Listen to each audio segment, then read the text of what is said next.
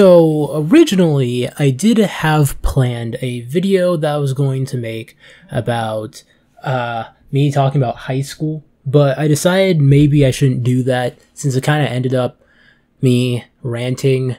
If you guys still want that video, just go ahead and comment down below, but I'm trying to spread positivity on this channel. Don't want to bring no negative emotions into it, so let's talk about Arima instead. So I do plan on still making an analysis about Arima at some point in the future, maybe sometime this week, and then I'll do the same treatment for Uta next week.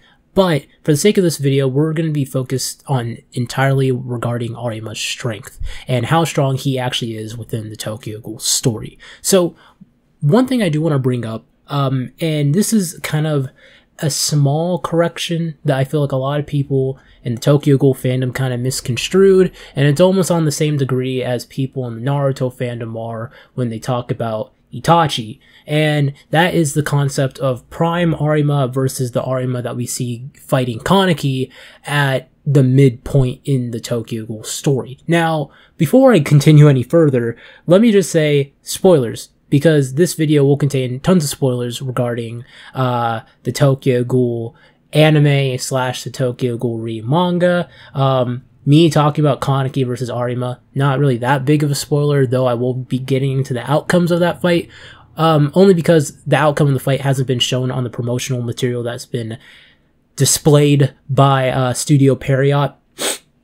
So far, they've only shown the fact that Kaneki and Arima are going to fight at the cliffhanger of Tokyo Ghoul Re Season 1, the ending of it or whatever, and also in the trailers that they've dropped promoting Tokyo Ghoul Re Season 2. So, like I said before, there will be spoilers, so if you're not caught up to the manga, or if you have not, or if you're waiting to watch the anime, I suggest you do not check out this video until after all that stuff happens. So, let's hop into this video immediately now. So, let me be the first to say that Arima is an absolute monster. To this day, even though his unfortunate fate of him dying during the events of the Kaneki Arima fight, he still does remain to be one of the strongest characters within the Tokyo Ghoul story. Now, if you want to put him on the top 5, or if you want him to put it in the top 10, that's kind of up to you, but personally, I'd probably say that Arima is top 5 strongest characters within TG. There are about 2, possibly 3 characters I put above him, but that's for a different video I can make in the future. Now, going back to what I was saying before about the whole entire concept of a Prime Arima versus the Arima that we see fight Kaneki, one thing that I feel like a big portion of the fandom seems to misconstrued is the concept that Arima, during the events of his fight with Kaneki, was significantly weaker compared to the Arima that fought against Eto back in the day, as well as the Arima that also did fight against Yoshimura and apparently removed both of his arms and also took out his Kakaho. A lot of people seem to think that this version of Arima was significantly weaker than the Arima that fought Eto back in the heyday, but that's simply not true. Even though they do bring up and say that this version of Arima is weaker, it isn't as big of a weakness as a lot of people think. By the time of Kaneki's fight with Arima, he was nearly blind in one of his eyes, though you could assume that prior to this, like in his first fight with Kaneki, this blindness either didn't completely settle in as of yet, or he was just kind of like getting into the starting point of becoming blind. Now, when it comes to this physical strength, there isn't really any statements within the manga that I was able to find. Obviously, Viz hasn't released the official material as of yet, like the official statements within the manga volumes, but there isn't any like clear evidence that I've seen so far of anybody saying that Arima was significantly weaker now in comparison to the way how he was back then, at least when it comes to physically. The only statements that I've seen is just the fact that he is defending one side of his face because he's not able to see properly, and that's just kind of it. And even Kaneki doesn't really seem to make any notice of Arima being weaker in comparison to the things that people have said about him in his heyday. Arima, to this day, is still considered one of the most powerful investigators of all time and the strongest investigator as of currently. So, if Arima is weaker than its prime self, it's definitely slightly. It's not as much as people make it out to be, where, like, the current Arima would, like, body someone, or, like, would potentially have, like, a hard fight against someone, and then Prime Arima would, like, slaughter him. No. Another thing that I do want to bring up, that it's very evident that the Arima that we see fight against Minami during the events of Tokyo Ghoul Jack is weaker than the Arima that we actually see fight Kaneki in the second encounter. This is mainly due to the fact that Arima at that point in time didn't have as many Quinque as he has access to in his fight with Kaneki, as well as the fact that this version of Arima later on in his life is a lot more wise in comparison to the Arima during the events of the fight with Minami, where he was still in his teenage years. I believe he was 16 or 17 years old, and he didn't have as much experience in comparison to other people, but he was still adept and very skilled when it comes to his overall strength, and even at that time was considered a complete prodigy, and he definitely lives up to his hype. Now, one thing I will say when it comes to Arima later on is, even though he is going blind later on in his life, because of how wise he is and how focused he is when it comes to how calculating he has to be within battle when it comes to the amount of opponents he's going up against, or how strong the opponent is going up against, Arima does act very quickly. Even to this day, I would say that Arima is probably one of the quickest characters within the Tokyo Ghoul series, as one of the quickest thinking characters within the Tokyo Ghoul series. He keeps his emotion completely out of the fight, and he kind of acts almost reactively throughout every single encounter that he goes up against within the Tokyo Ghoul story. You see this when he switches into a defensive Quinque like Ixia, or when he's using a more offensive Quinque like Narukami, as well as the way how when he's training characters such as Heise or Hiriko, he calmly scolds them about being less than a second off when it comes to attacking an opponent. And you even see in the way how he is speaking to Heise about how him being sympathetic towards ghouls is going to end up holding him back.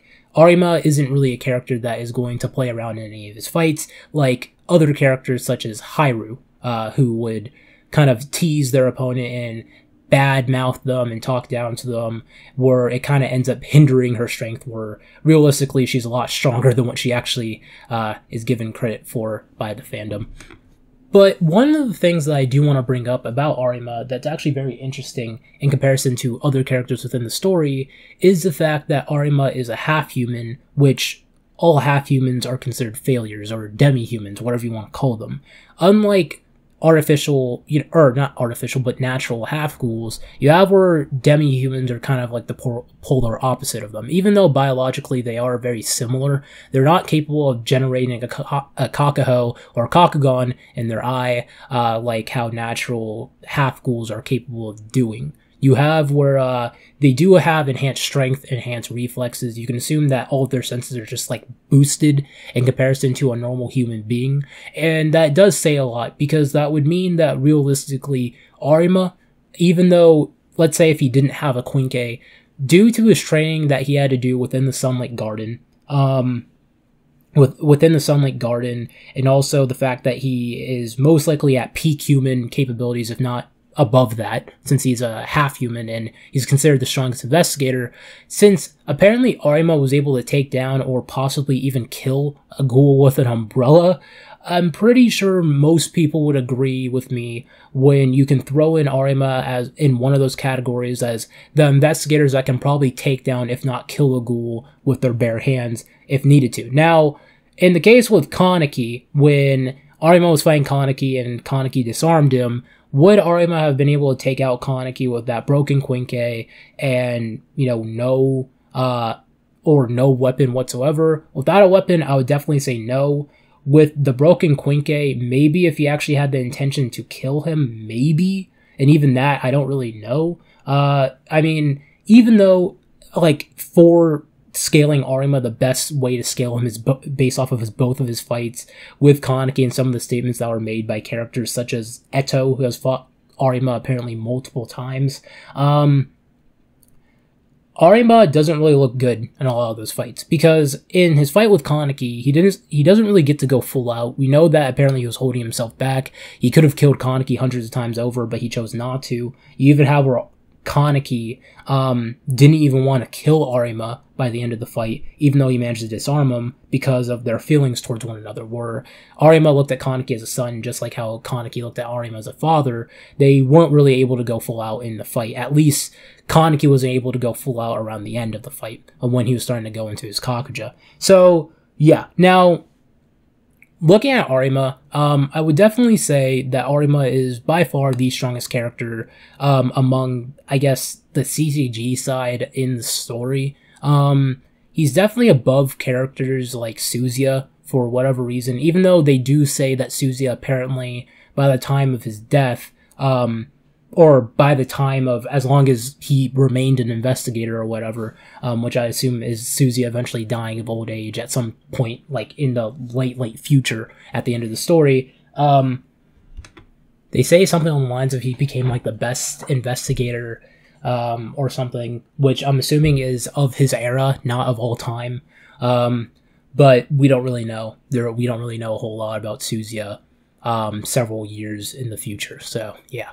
But in regards to Arima, the only other characters that I feel like realistically are most likely above Arima in terms of skill within the Tokyo Ghoul story are characters like Kaneki, post-Dragon Kaneki, the one that we see fight Furuta.